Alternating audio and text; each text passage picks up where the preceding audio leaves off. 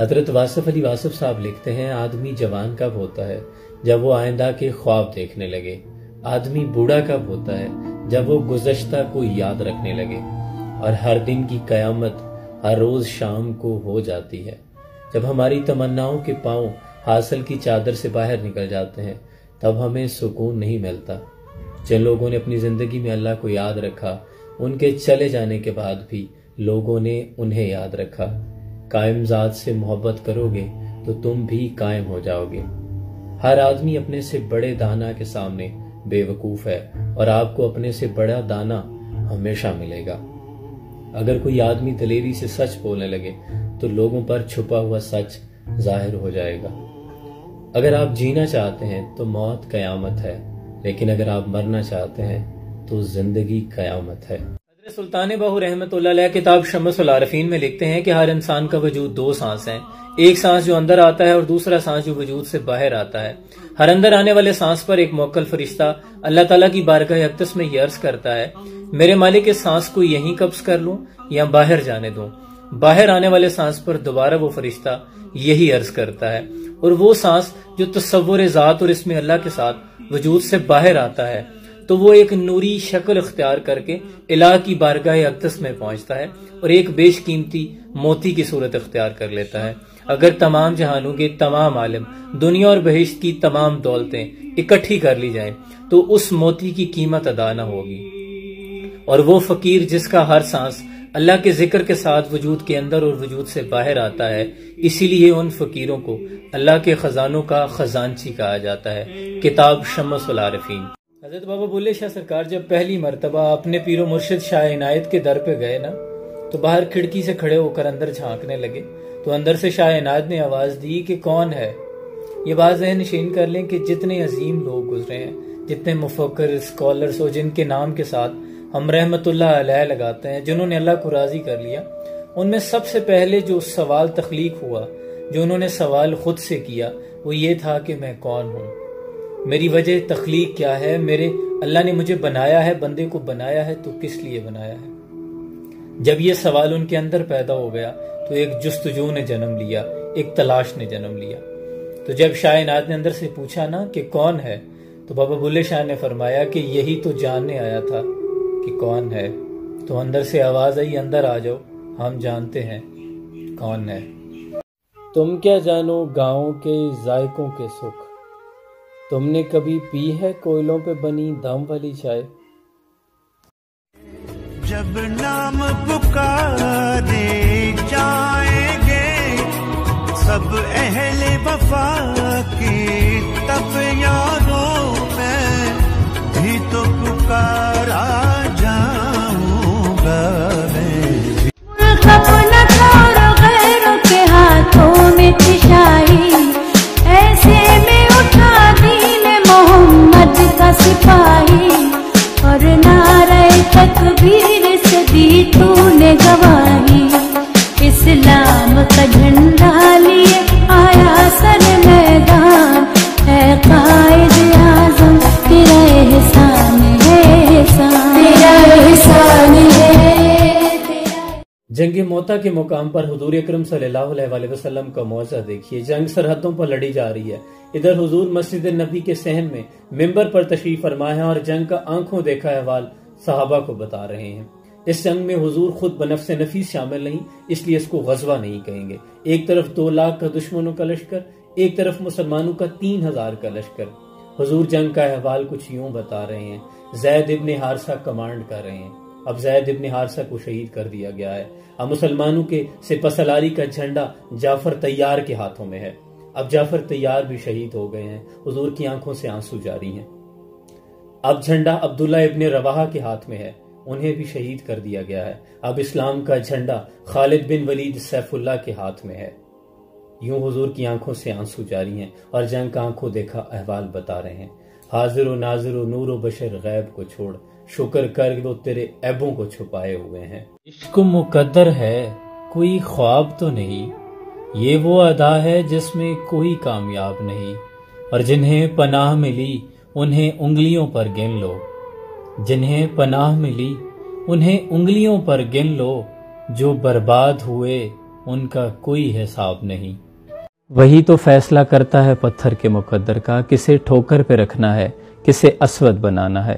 آپ کے بہت سے میسیجز داد و تحسین کے ساتھ مجھے موصول ہوتے ہیں، میں تہہ دل سے آپ کا مشکور ہوں، اور بہت سے میسیجز میں اس لیے بھی اگنور کرتا ہوں کہ یقین جانیں میں پورے ایمان سے یہ بات کہہ رہا ہوں کہ فقیر داد و تحسین کی خواہش نہیں رکھتا۔ ان باتوں سے بھی نفس چوڑا ہوتا ہے کہ جب آپ یہ طلب رکھیں دل میں، کہیں یہ خواہش آئے کہ میرے جانے پر میرا استقبال کیا جائے اور مجھے بڑے اچھے القابات سے، بڑے اچھے الفاظوں سے آپ نوازیں، تو سادہ نو کی لگے سوادہ نال، بزرگ یہ کہندے سن، اور دیدار کے قابل کہاں میری صورت، یہ تو ان کی عنایت ہے کہ رخ اس طرف ہے۔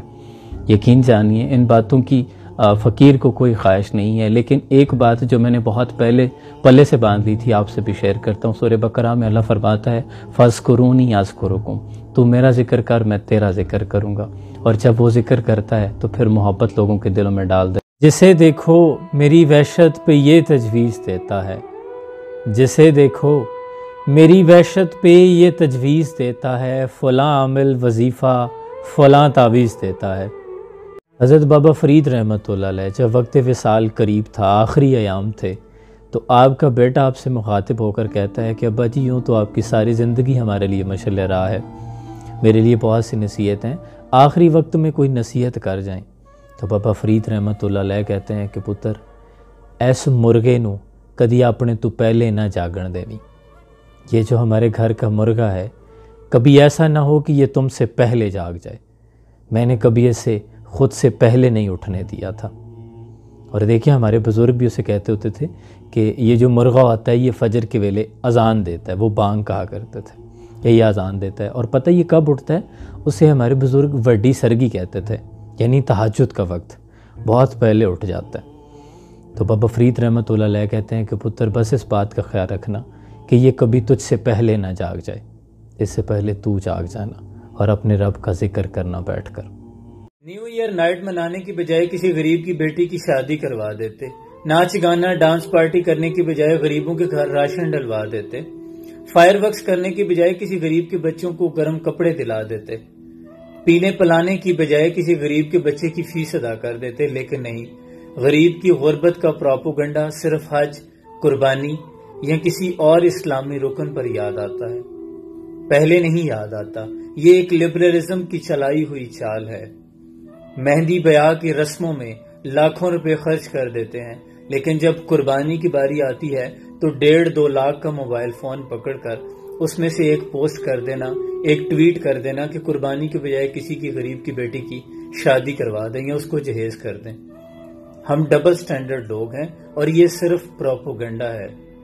دین اسلام کے معاملات میں آ کے یہ ساری چیزیں یاد آتی ہیں، وہ جو ہم روزمرہ کے معاملات میں فضول خرچیاں کرتے ہیں۔ میرے اجداد عشق والے تھے، میرے اجداد عشق والے تھے، میں محبت میں خاندانی ہوں۔ ہماری آنکھیں اداس غزلوں کا قافیہ ہے، ہماری آنکھیں اداس غزلوں کا قافیہ ہے، ہمارا چہرہ پرانے وقتوں کی شاعری ہے۔ کتابوں میں آتا ہے کہ بنی اسرائیل کا ایک عبادت گزار ایسا تھا کہ جس نے 70 سال زندگی کی عبادت میں یوں گزارے کہ دن کو فاقے کرتا، روزے رکھتا، جہاد کرتا، اور راتوں کو نوافل پڑھتا اور سجدے کرتا۔ وقت کے نبی کے پاس اللہ کی وحی آئی کہ اللہ کے نبی اس فلاں بندے کو جا کے کہہ دو کہ تمہاری ایک بھی نیکی قبول نہیں ہوئی، ساری عبادت ضائع ہو گئی ہے۔ اللہ کے نبی نے جب اس کو یہ جا کے پیغام سنایا تو وہ خوشی سے رقص کرنے لگا، وجد کرنے لگا۔ تو اللہ کے نبی حیران ہوئے کہ کیسا پاگل شخص ہے، ایک دن کی محنت ضائع ہو جائے تو کتنا دکھ ہوتا ہے، اور اس کی تو 70 سال کی عبادت ضائع ہو گئی۔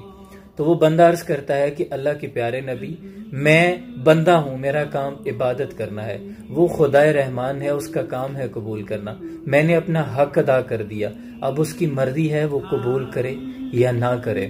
اسی وقت وحی آئی کہ اللہ کے نبی اس کو کہہ دو سب قبول ہے۔ بابا فرید نے اس کو اسرار الاولیاء میں نقل کیا ہے۔ سائنس اور میڈیکل ریسرچ جب اربوں ڈالرز خرچ کرنے کے بعد بنی نوع انسان کے لیے فوائد کا کوئی دروازہ کھولتی ہے تو سامنے سنت نبوی صلی اللہ علیہ وآلہ وسلم پہلے سے کھڑی ہوتی ہے۔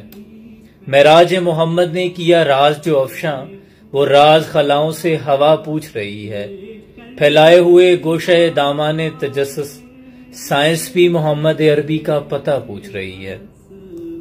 कहते हैं हर कुल बादशाह एक ख़ास किस्म की मट्टी से बनी सुराही में पानी ठंडा करके पिया करता और लोग उसकी इस आसाइश पर उसे हसद किया करते थे। सोचें उस पर क्या गुजरेगी अगर उसे आप अपनी फ्रिज में से ठंडा पानी पेश कर दें। अगर कारून को बता दिया जाए कि आपकी जेब में पड़ा एटीएम कार्ड उसके ख़जानों की चाबियों से बेहतर है जिसे उसके तंदुरुस्त तवाना लोग उठाया करते थे, तो उस पर क्या गुजरेगी। अगर किसरा को आप बता दें कि आपके घर में पड़ा सोफ़ा उसके तख्त से ज़्यादा आरामदेह है, तो उसके दिल पे क्या गुजरेगी। अगर आप हलाकू खां के सामने से अपनी नई गाड़ी पर फराटे भरते हुए गुजर जाएं, तो उसके घोड़ों पर जो उसका गुरूर था वो किधर जाएगा। अगर आप कैसर रोम को बता दें कि उसके ग़ुलाम जो उसे मोरों के बने पंख से हवा दिया करते थे, आपके घर में जो एसी लगा है उससे ज़्यादा आरामदेह और ठंडी हवा देता है, सोचें उस पर क्या गुजरेगी। हमारे पास ऐसी आसाइशें हैं जो बादशाहों के पास भी नहीं थी, लेकिन सद अफसोस कि हम अल्लाह का कम ही शुक्र करते हैं। जितनी आसाइशें ज़्यादा